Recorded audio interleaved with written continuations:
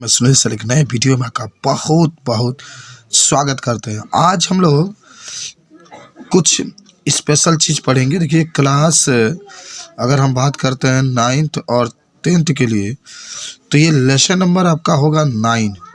Class 9th और 10th के लिए लेसन नंबर होगा 9। और अगर क्लास 11th और 12 की बात करें तो ये लेसन नंबर होगा 3। ट्रांसफॉर्मेशन में आपका आता है।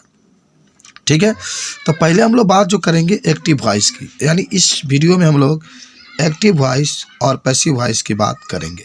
तो देखिए कोई आपसे पूछता है कि एक्टिव वॉइस किसे कहते हैं, तो बहुत सिंपल से चीज़ होता है। आप कह सकते हैं कि जिस वाक्य में कर्ता की प्रधानता होता है, यानी कर्ता का मतलब होता है सब्जेक्ट। जिस वाक्य में सब्जेक्ट की प्रधानता होता है वह वाक्य एक्टिव वॉइस में कहलाता है। तो चलिए हम इसका परिभाषा लिख लेते हैं और बता सकते हैं कि बस वह वाक्य जो होगा एक्टिव वॉइस वह सब्जेक्ट से शुरू होता है। तो आप लिख सकते हैं कि जब किसी वाक्य में कर्ता का प्रधानता होता है। कर्ता का आप अंग्रेजी में सब्जेक्ट कहते हैं। कर्ता का प्रधानता होता है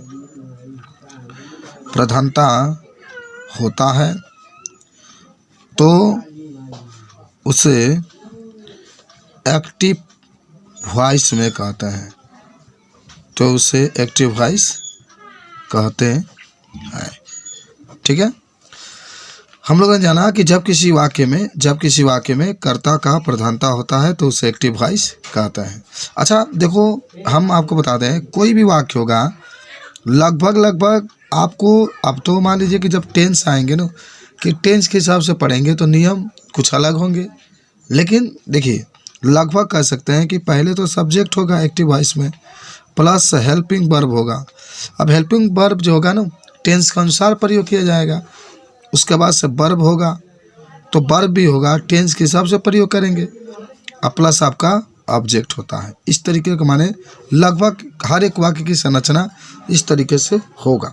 अब तो मान लीजिए कि सब्जेक्ट ऑब्जेक्ट फिक्स होता है, वर्ब भी चेंज हो सकता है। जैसे आप परफेक्ट आएगा तो वर्ब का तीसरा रूप का यूज करेंगे, और अगर मान लो कि कंटिन्यूअस आएगा तो वर्ब में आईएनजी का यूज करते हैं। तो जैसे आपका आएगा उस तरीके से, लेकिन समानता जो एक वाक्य की, जब एक वाक्य एक्टिव वॉइस में होती है तो उसकी जो बनावट होती है ना इसी तरीके से होता है। Subject plus helping verb plus verb तब ऑब्जेक्ट होता है। आप इस चीज़ को बता सकते हैं। चलो, ये तो मान लो एक्टिव वॉइस था। अब आपसे पूछा जाता है ना पैसिव वॉइस क्या होता है मेरे दोस्त, इसको भी आप बहुत आराम से बता सकते हैं। तो आप एक्टिव वॉइस में कहे थे कि जब किसी वाक्य में कर्ता की प्रधानता होती है तो वाक्य एक्टिव वॉइस में कहलाता है।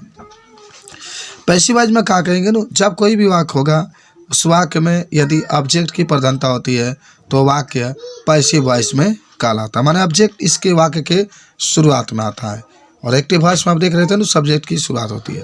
तो कह सकते हैं कि जब किसी वाक्य में ऑब्जेक्ट, जिसको आप कर्म कहते हैं, की प्रधानता होती है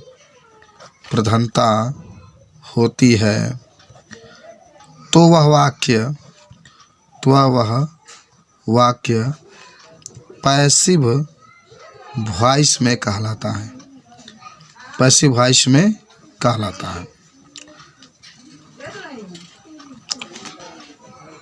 तो जब किसी वाक्य में क्या कहेंगे ऑब्जेक्ट की प्रधानता होती है तो वाक्य पैसिव वॉइस में कहलाता है। यानी इसमें जो होगा ना पैसिव वॉइस में जो इसका नियम होगा, इसमें आपका ऑब्जेक्ट पहले आएगा, पहले आपका ऑब्जेक्ट रहेगा, बात समझना। तब आपके क्या रहेगा ना हेल्पिंग वर्ब रहेगा। उसके बाद से हमेशा वर्ब का तीसरा रूप का आप इस्तेमाल करेंगे। और तो मान लीजिए कि हेल्पिंग वर्ब वाक्य के और टेंस की बनावट के हिसाब से यूज किया जाएगा, लेकिन जब भी आप ऐसे बनाएंगे तो ऑब्जेक्ट आपका निश्चित है, पहले सब्जेक्ट की जगह पर ऑब्जेक्ट आ जाता है। तब हेल्पिंग वर्ब प्लस वर्ब का तीसरा रूप, तब बाई होता है, और तब आपके पास अंत में सब्जेक्ट होता है। बात समझ रहे हैं। तो ये थे कुछ नियम, और इस नियम के तहत आप बता सकते हैं कि कैसे आप बनाएंगे। बात समझ रहे हैं। अच्छा चलिए, ये तो कुछ नियम आप जान गए हैं। मैं आपको बताता हूँ, आज से शुरुआत करने वाले हम लोग हैं, ठीक है। पूरे 12 टेंस होते हैं, जिसमें आज हम लोग पढ़ेंगे प्रेजेंट इंडेफिनिट टेंस। तो प्रेजेंट इंडेफिनिट जो टेंस होता है, इस टेंस का आप कैसे आप एक्टिव वॉइस बनाएंगे, पैसिव वॉइस बनाएंगे। हालांकि इसका हिंदी में बनावट जो होगा अनिश्चित। आप जानते होंगे इंडेफिनिट को हिंदी में कहते हैं अनिश्चित, प्रेजेंट को कहते हैं वर्तमान, और जो टेंस होता है उसको हिंदी में कहते हैं काल। यानी इसका होगा अनिश्चित, वर्तमान, काल। अच्छा, मान लीजिए कि बहुत सारे वाक्य होंगे, कई टेंस भी है, लेकिन इसकी पहचान क्या होगी मैं आपको समझा देता हूँ बाबू। पहचान क्या होगा ना, कि हिंदी के मैं पहचान बताता हूँ कि जब भी कोई वाक्य होगा, हिंदी के वाक्य होगा, यदि उसके अंत में ता है, ती है, ते है, ता हूँ, इस शब्द आता है, तो वाक्य आपका प्रेजेंट इंडेफिनिट टेंस में कहलाता है। तो आप इसमें लिख सकते हैं कि जब किसी हिंदी वाक्य के अंत में, जब किसी हिंदी वाक्य के अंत में ता है, ती है, आया हो तो वह वाक्य प्रेजेंट इंडेफिनिट टेंस में कहलाता है। तो वाक्य प्रेजेंट इंडेफिनिट टेंस में कहलाता है। समझ गए होंगे, बात समझ गए कि जब भी कोई वाक्य होगा, उस वाक्य के, देखिए लिखा गया, जब किसी वाक्य के अंत में ता है, ती है, आया हो तो वह वाक्य प्रेजेंट इंडेफिनिट टेंस में कहलाता है।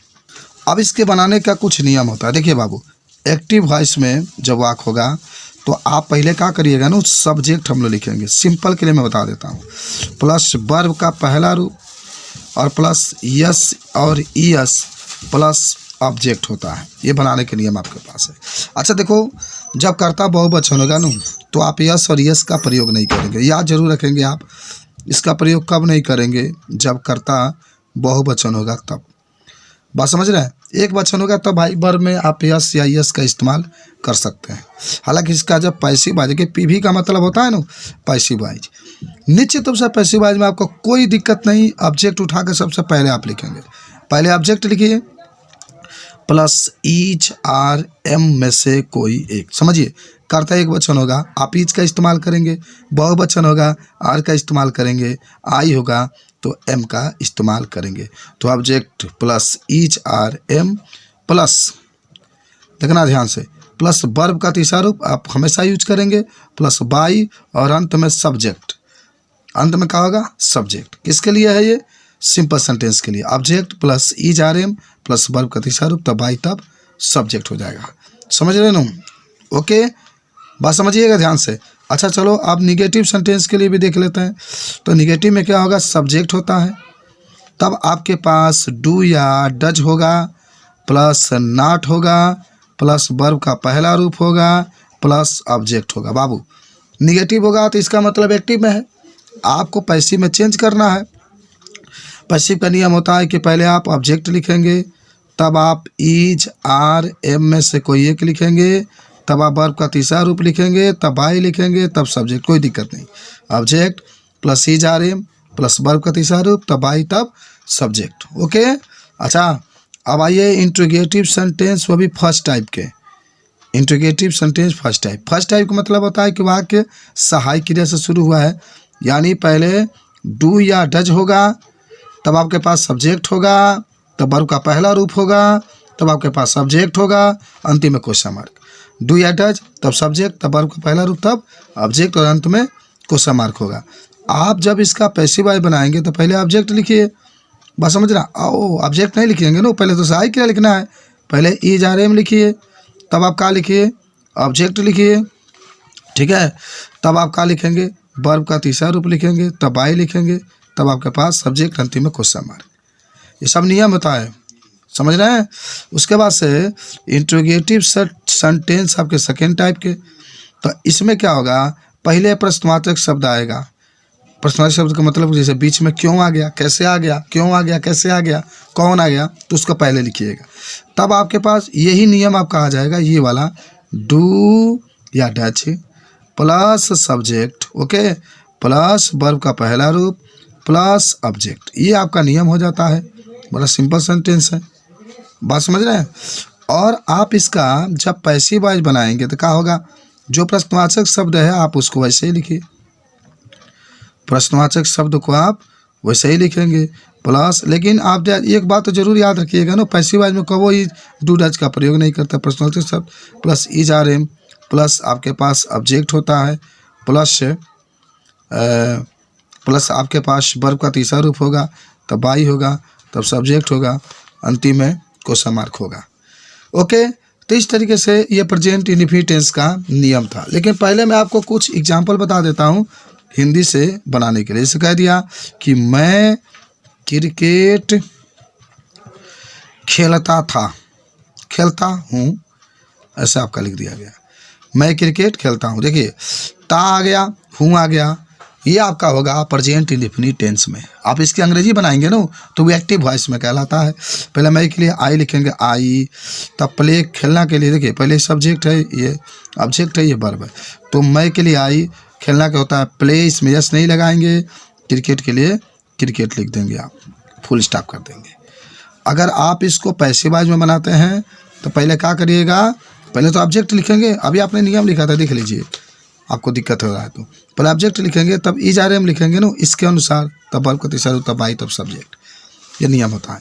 चलो, तो पहले आप लिखेंगे ऑब्जेक्ट, तो पहले आपका होगा क्रिकेट, तब आपका होगा इज, तब आपका होगा प्लेड, तब आपका होगा बाई। अच्छा, आई जब इधर जाएगा ना तो मी में, थोड़ा सा आपको मैं समझा देता हूँ। आई है तो बाई मी, अगर ही होता तो बाई हिम, ध्यान देना बाबू। अगर ही होता तो बाई हिम, दे होता तो बाई देम, शी होता तो बाई हर। इस तरीके से आप इसका यूज कर सकते हैं। अच्छा, एक और एग्जांपल देखते हैं। कहा कि तुम लोग एक किताब नहीं पढ़ते हो, तुम लोग एक किताब नहीं पढ़ते हो। अच्छा चलो, यहाँ किताब छूट गया, मैं लिख देता हूँ, तुम लोग एक किताब नहीं पढ़ते हो। तो बहुत आसान है, तुम लोग हो चाहे तुम सभी हो चाहे तुम्हें, उसके लिए आप यू का प्रयोग करते हैं, यू। तब आप लिखेंगे डू नॉट, बहुवचन है यू डू नॉट। तब पढ़ना को होता है रीड, तब लिखेंगे ए बुक, अंतिम में full stop, you do not read a book. अच्छा, आप पैसिव वॉइस में बना लो तो क्या लिखेंगे, ए बुक, तब लिखाएंगे is not read by you, और अंतिम में full stop, a book is not read by you. बन सकता है मेरे दोस्त, अपनाने का पूरा कोशिश करिएगा। आज का वीडियो बस यहीं तक, धन्यवाद।